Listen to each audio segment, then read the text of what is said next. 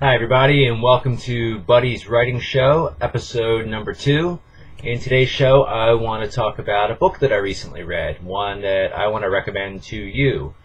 If you're watching this show, apparently you have an interest in writing, and a great book for you to read would be this one.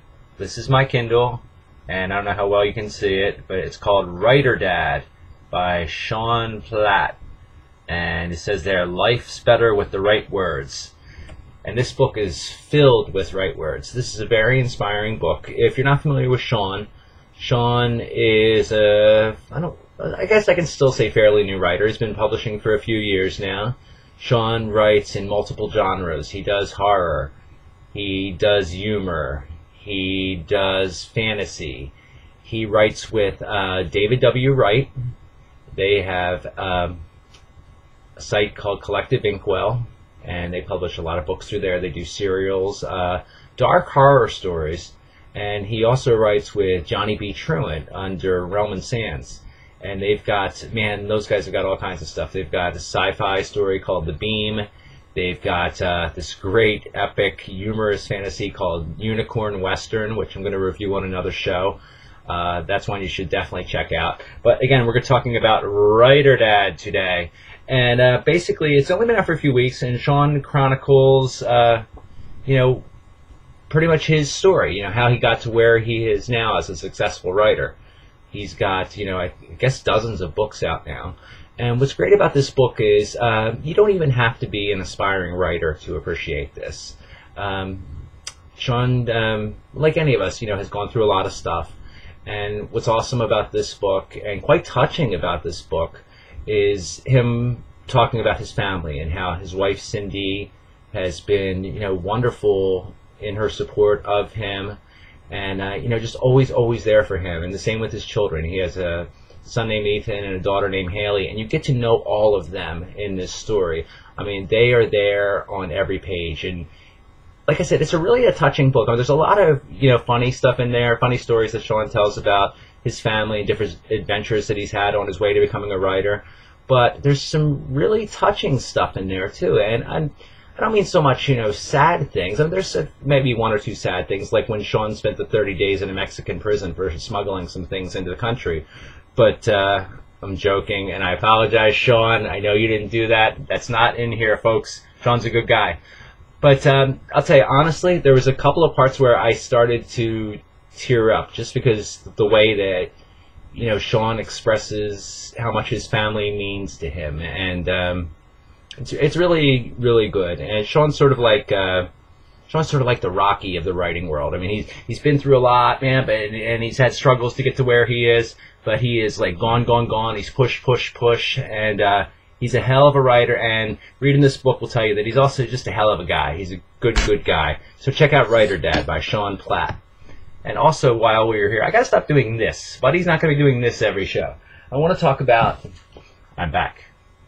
I want to talk about National Novel Writing Month. I'm sure a lot of you are familiar with this. If you're not, it's something that happens every November. It begins on November 1st, and it's called National Novel Writing Month. And the goal, it's a contest. They call it a contest, but there's not really a prize at the end.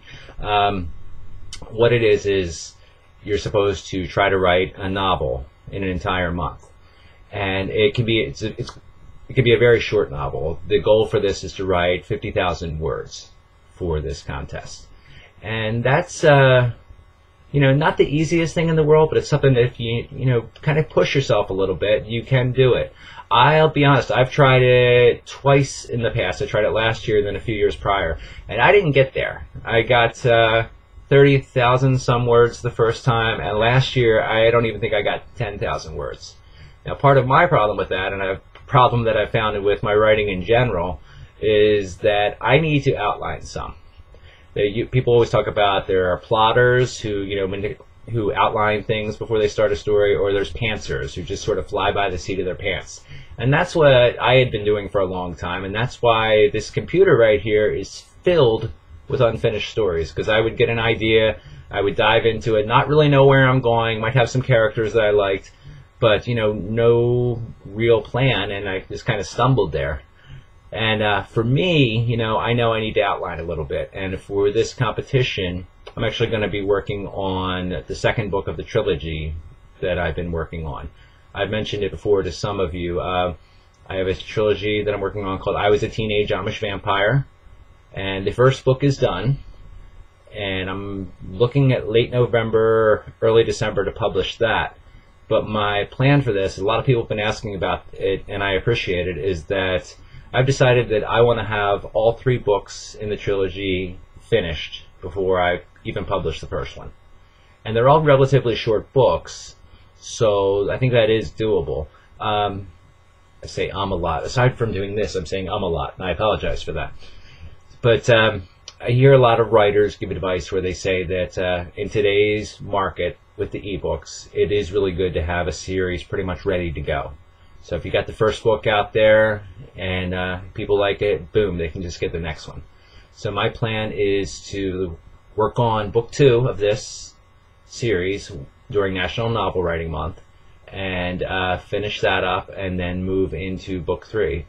So I've been writing a lot quicker lately since I've been outlining, and I think that's going to be easy. I know I'm going to be able to knock out book 2 and probably the majority of book 3 throughout November.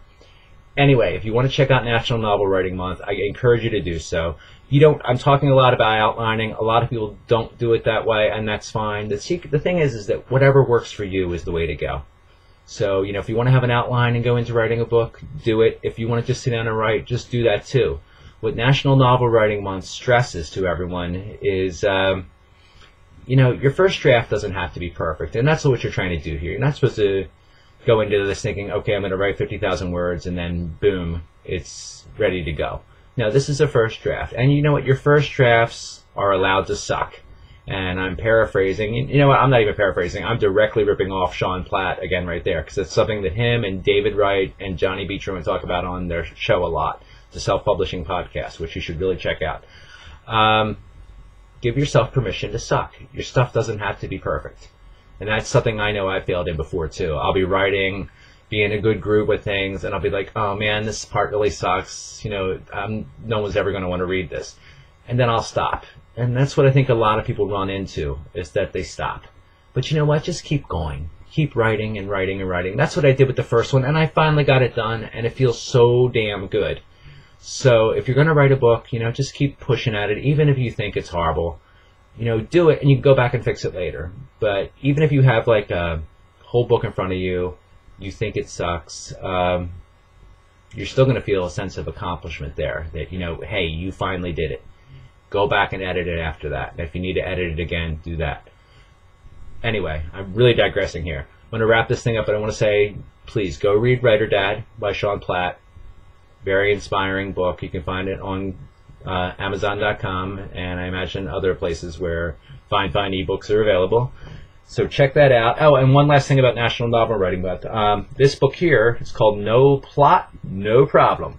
A low-stress, high-velocity guide to writing a novel in 30 days. And it was written by Chris Beatty, one of the founders of National Novel Writing Month, which also goes by NaNoWriMo. Some people say NaNoWriMo. Anyway, check out their website. It's at www.nanowrimo.org. And you can figure out how to spell that .org part. All right, I'm going to wrap this catastrophe up, and tomorrow, Monday, which will be October 28th, 2013 AD, I'm going to be interviewing the very talented Melissa Lummis, who has a series out called the Love and Light series, and I'm really looking forward to talking with her. She's a very talented writer and a very, very cool person, so please tune in and check that out. Thanks a lot, everybody. See you soon.